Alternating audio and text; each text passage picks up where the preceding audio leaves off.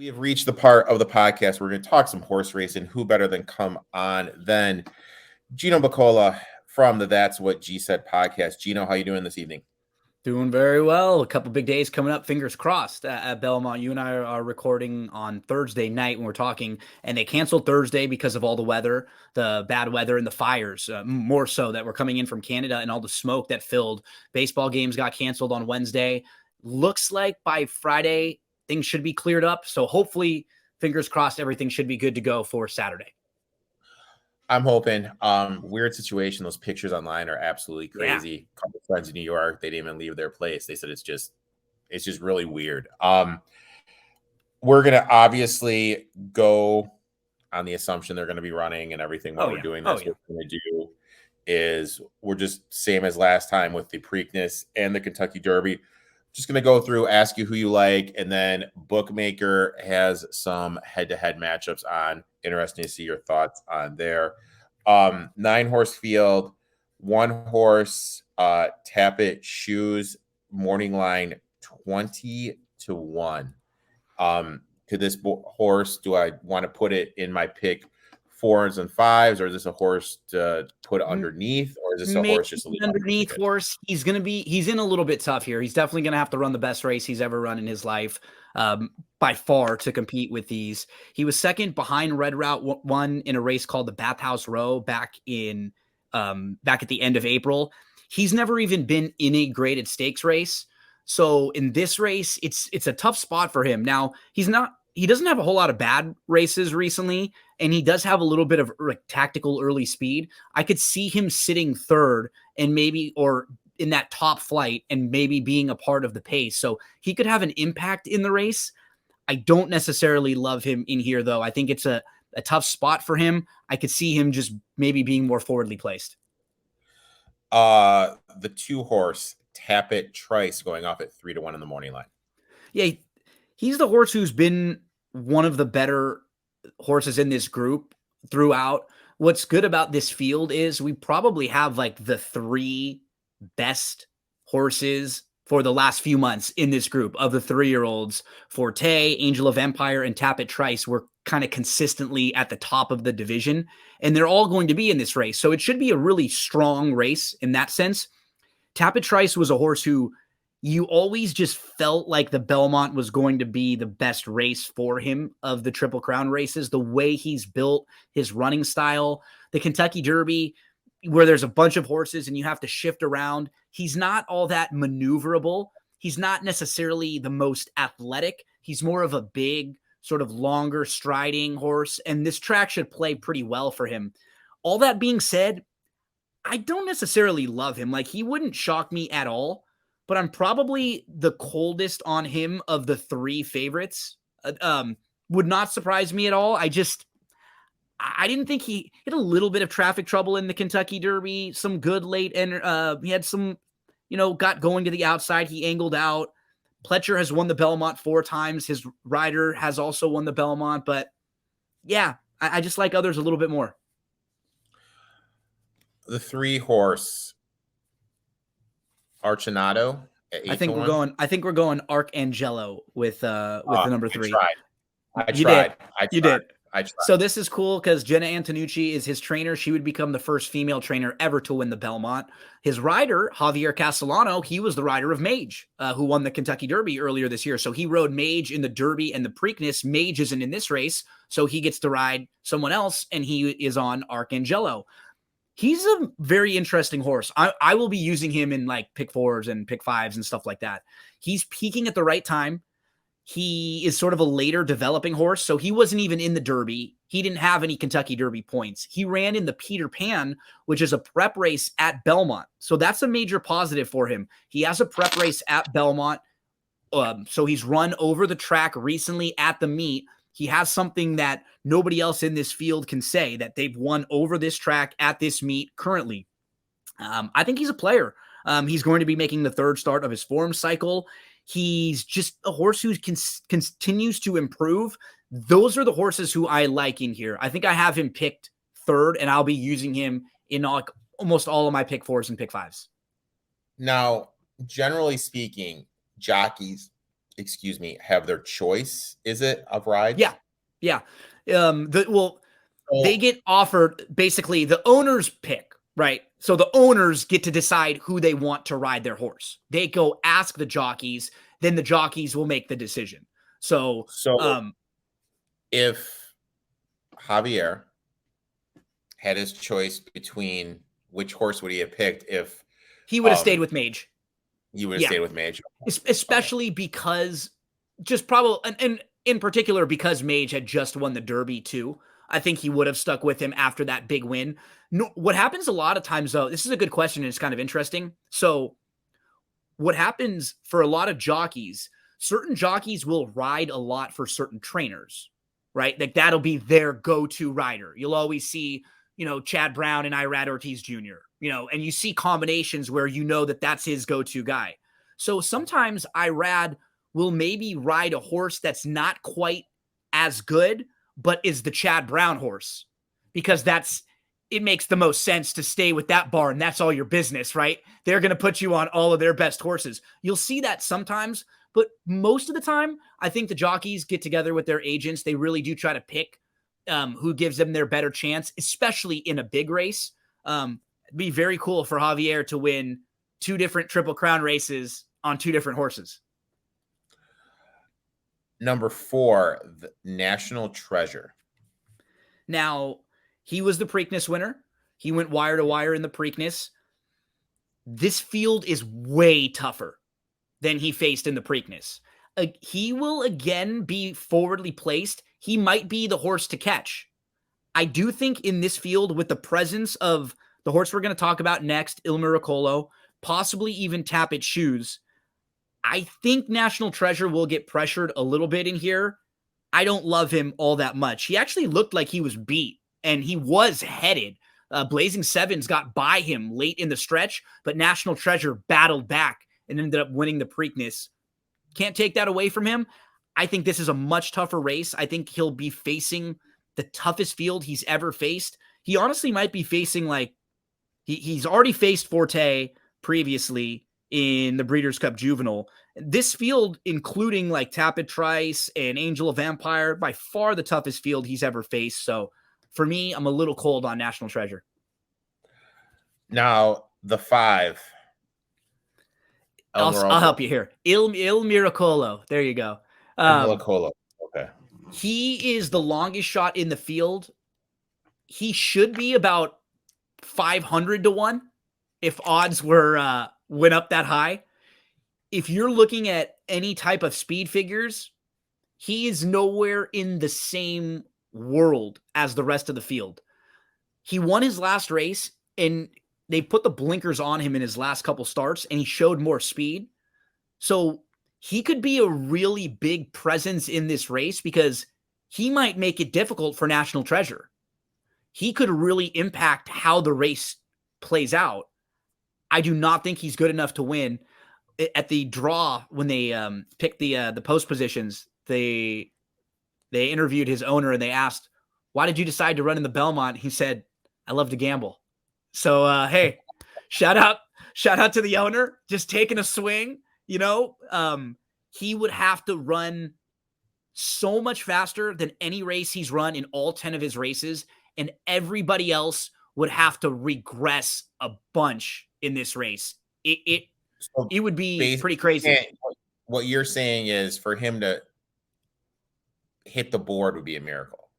Yes, it would be shocking. All right. Shocking. 6, Forte, obviously he was the favorite going into the Kentucky Derby, had to pull out here, pull out there. Now the morning line favorite at 5-2 coming out of the 6 path. What do you think of him? Yeah, what's really concerning is that he's going to run 1.5 miles now, and he actually hasn't run a race since April the 1st.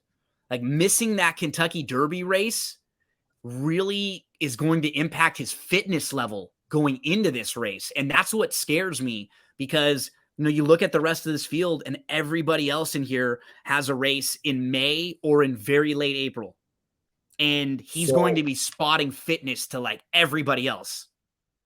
Now, so basically, hypothetically, let's say I am going to didn't run the Derby.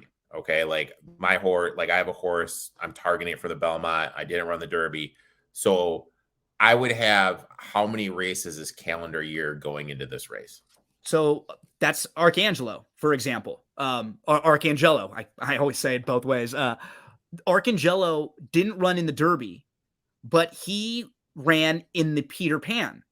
So he was never supposed to run in the Kentucky Derby. His plan was, let's see if we can get our horse to the Belmont. He was sort of a later developing horse. His first race was in December, and then he ran in January. He had a little bit of time off, and he came back in March, and then he ran again in May. So you look at him, he has a race that's really nice, like a nice month out. Those 4 weeks spread out right now, versus a horse like Forte, who hasn't run since April, and he's coming off of a foot bruise. He did beat Mage, and Mage won the Derby. He might be the most talented horse. I think he's going to run well and finish like second or third in here. I think he's just not going to have enough late in the Belmont going this 1.5 miles. Imagine trying to run a marathon when you're a little bit out of shape. It's going to be like that. He's not at his tip-top fitness level, and a lot of these other horses will be. So him winning this to me would be extremely impressive. Gino, you may not know about me, but I ran a half marathon when right out of college on a dare when I was hungover, and I was able to finish. So, dude, anything is possible, my friend. Well done. That was when I was way in shape because I just got done playing and way younger knees, we'll say. Number 7, Hit Show, 10-1. I like Hit Show. This is my play in here. He's improved. If you're looking at speed figures, in every race in his career, he's improved a little bit.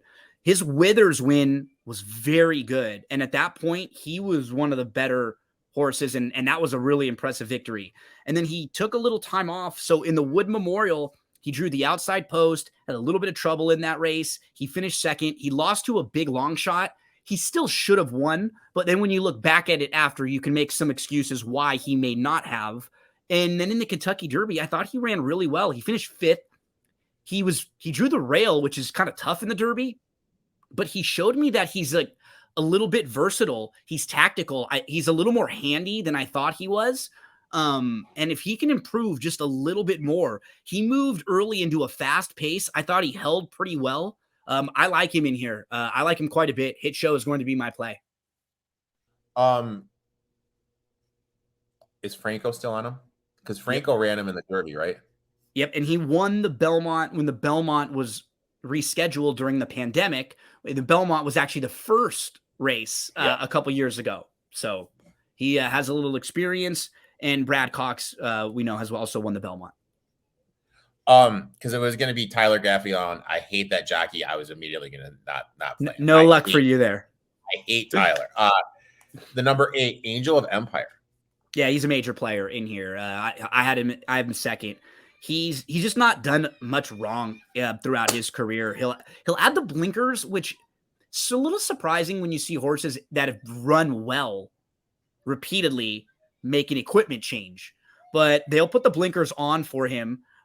He had to come from way out of it in the Kentucky Derby, but he won the Arkansas Derby. He won the Risen Star. I just don't really have many knocks on him compared to everybody else in the field. He feels like the most safe play for a horse who's going to run really, really well. The 9, Red Route 1, going off at 15-1. What do you think of him? He's going to have to improve a little bit in this race to win here. Red Route 1 is a deep closer. A lot of people have just sort of assumed he would be a horse who, would run well in the Belmont because of his running style as the races got a little bit longer. But Red Route 1, he's going to need a little bit of help up front. I'm not sure how fast they'll be going. There might be a little bit of pressure up there, but I could see him underneath. He would really need a big step forward to win. Now we're going to shift our attention over to head-to-head matchups. Gino's been phenomenal at these. He's told you 3 of them that you absolutely have to lock in the previous 2 legs of the Triple Crown, and hopefully you can give us another winners and continue the streak. We're going to start off with Tappet Shoes and Il Morocco. Tappet Shoes. But he's minus 273. I mean, like anything, I would be anything Il Morocco, but like I wouldn't play. I'm leaning Tappet Shoes, but like you said, we don't bet these unless they're under like minus 140-ish or so. Otherwise, I think you can just find a better way to make value. I think me being the rookie, I was muted right there. I gave you like a huge compliment how well you've been hitting these during my intro. No, I heard it. All right, cool. Next one, we are going to Hit Show and Arcello. Hit Show is minus 120. Based on your description of the horses, you'd be all over this minus 120. Yeah, I'd lean Hit Show in that one. Yeah, that's a solid one. They'll probably be pretty close to their odds when it comes to and honestly, if you look at that and you see that Hit Show's a better price, you can even play him. Make sure to play him for sure in the pools and betting on the win end. Next one, we have Archinello and Red Route. That's about as high as I'd go with Arcangelo. I'd go minus 140 with him against Red Route. Hit Show against Red Route. Probably a little higher than what I'd want to go with Hit Show, but I definitely would lean Hit Show. Tappet Trice minus 145. National Treasure getting plus 115. Yeah, see, I mean, I might lean National Treasure in that head-to-head. I don't love either one of these horses in here. I probably feel more confident that Tappet Trice will like hit the board, but National Treasure, if he could get the lead and just win, like he could do that if Il Miracolo or like Tappet Shoes doesn't push him. So in that particular matchup, I might lean National Treasure on the value. Tappet Trice and Forte. Tappet Trice getting plus 120. Forte minus 150. I don't love that one with either of those. Next one, Tappet Trice even money and Angel of Empire minus 130. Yeah, that's strange, just kind of based on the morning line. So they think that Angel of Empire may get bet a little bit more. I wouldn't be shocked if they flip-flop. So, I mean, I would like Angel of Empire, too, at minus 130 over Tappet Trice. National Treasure, this is the one thing I love about Bet Online. Plus 139. Forte minus 175. Yeah, I'd probably steer clear on that one because I have some questions about Forte. I mean, I'm more confident he's going to finish better than National Treasure, but it's too high. National Treasure plus 143, Angel of Empire minus 180. Yeah, too high. I mean, I would definitely lean Angel of Empire, but it's just too high. It's minus 180. We could find better ways to play. Forte minus 118. This is one I like. I would play Angel of Empire here for sure. This is my favorite one.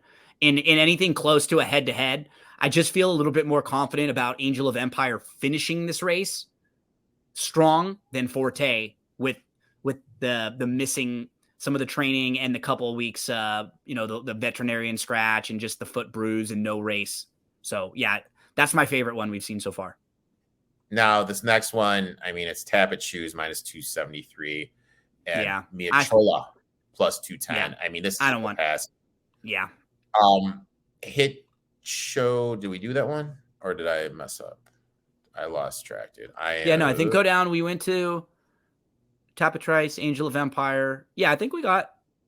Where were you going from the bottom up? We did Arcangelo, Hit Show. We did. Here we are. We're down there. Yeah, that's it. We are done. So yeah, obviously that last one is the one I like the most. Angel of Empire. There. So best bet is Angel of Empire minus 112 over Forte minus 118. Gino, I would like to thank you for taking time out of your schedule to come on, talk some Belmont Stakes. Why don't you tell everyone about your podcast and the days it comes out and everything? Yeah, this was a fun week because I have a podcast that talks about a bunch of different topics. So on this week, we previewed all Saturday, the Belmont Stakes Day, 9 stakes races. We had 2 different guests talked for that about an hour and a half about that. You came on to talk about the NBA Finals. We went for about 15, 20 minutes. Also talked a little bit about CP3, some rumors there. Had a deep dive on Ant-Man and the Wasp: Quantumania. So we if you're a Marvel MCU fan, I've had a recap of that and of Guardians of the Galaxy 3 recently. We did everything going on in the world of wrestling. Chad Cooper joins me every week to recap WWE, NXT, AEW, Raw, SmackDown, all the weekly wrestling shows. And we'll be starting to move into football soon. We'll start previewing some divisions. You can give me a follow on Twitter. It's me, Gino B, and the podcast, That's What G Said. Make sure to give my boy Gino a follow. Also, any day there's an NBA game, Gino and I are going to be live on both our YouTube channels talking about the game. And we have a new show coming out with DRF. In the next few weeks. The 30th. I believe the 30th. Unconfirmed reports on the 30th, but then within the next we'll have to check on that. We'll see if Shefty or Woj can confirm, one of those. So, thanks for stopping by. Let's make some money, and we'll talk soon, my friend. Anytime. Good luck, everyone.